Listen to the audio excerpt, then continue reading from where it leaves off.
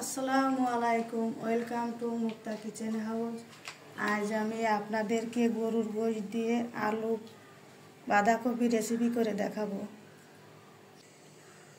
গোশতটাকে মাখিয়ে রান্না করব। প্রথমে দেব পেঁয়াজ কুচি, জিরা বাটা 1 চামচ, রসুন বাটা 1 চামচ, আদা বাটা 1 চামচ, শুকনো ঝাল বাটা 2 চামচ, পরিমাণ মতন লবণ, পরিমাণ মতন হলুদ, দিয়ে দিব কাঁচা সরষের তেল।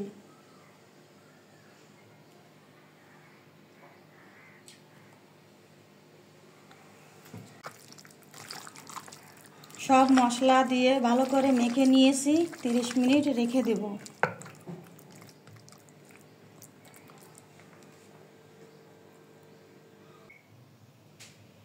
হাঁড়ি গরম হয়ে গেছে, তেল দিব। প্রথমে দেবো এলাচ, লবঙ্গ, দারচিনি, তেজপাতা।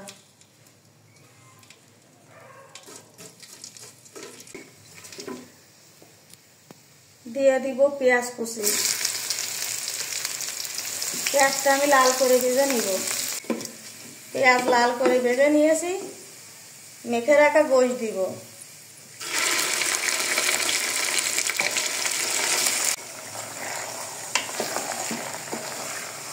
পেঁয়াজ তেল সব কিছু একসাথে ভালো করে মেখে নিব।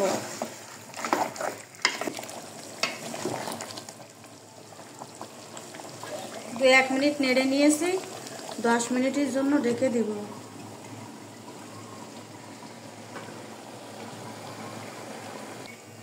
দশ মিনিট হয়ে গেছে, ঢাকনাটা তুলে নিব।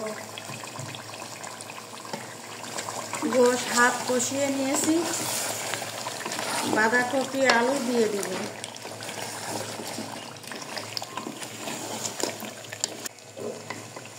বাঁধাকপি গরুর গোশ রান্নার উদ্দেশ্য হলো, সাতক্ষীরা থেকে আমার মেজো ভাসুর এসেছে।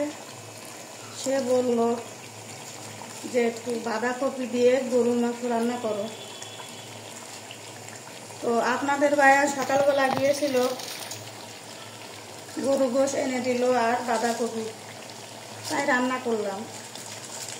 কে কে বাঁধাকপি দিয়ে গরুর গোশ রান্না খেয়েছেন আমাকে কমেন্ট করে জানাবেন।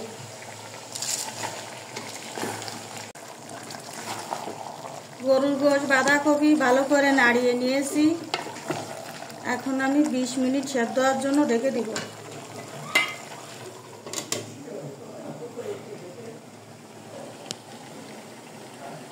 ঢাকনাটা তুলে নিব।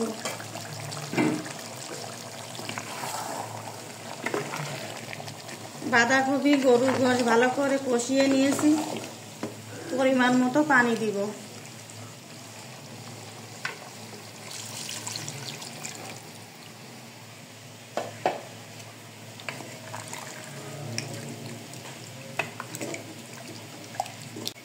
গরুর গোশত তো অনেক শক্ত, তাই আমি 20 মিনিট রেখে দিব সেদ্ধ হওয়ার জন্য। 20 মিনিট হয়ে গেছে, ঢাকনাটা তুলে নিব।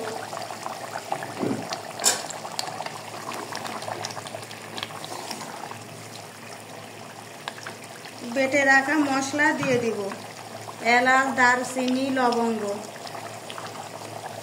মশলাটা শেষের দিকে দিলে ঘ্রাণটা ভালো আসে।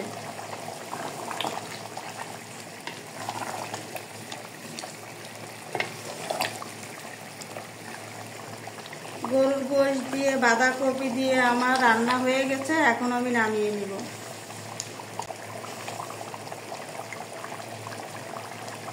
আমার ভিডিওটা ভালো লাগলে আমার চ্যানেলটিকে সাবস্ক্রাইব করে আমার পাশে থাকবেন। সবাইকে ধন্যবাদ।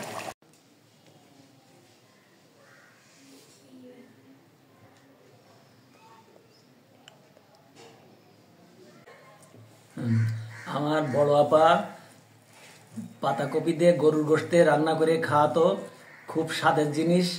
আমি আমার ছোট ভাইয়ের বোর কাছে আবদার করলাম, তারা গরুর গোশ দিয়ে পাতাকপি দিয়ে রান্না করেছে, খাতে খুব স্বাদের জিনিস, স্বাদ লাগতেছে। স্বাদ লাগতেছে। এইটা আপনারা রান্না করে খাবেন। মেজো ভাই, রান্নাটা ভালো হয়েছে? খুব সুন্দর স্বাদের জিনিস হয়েছে।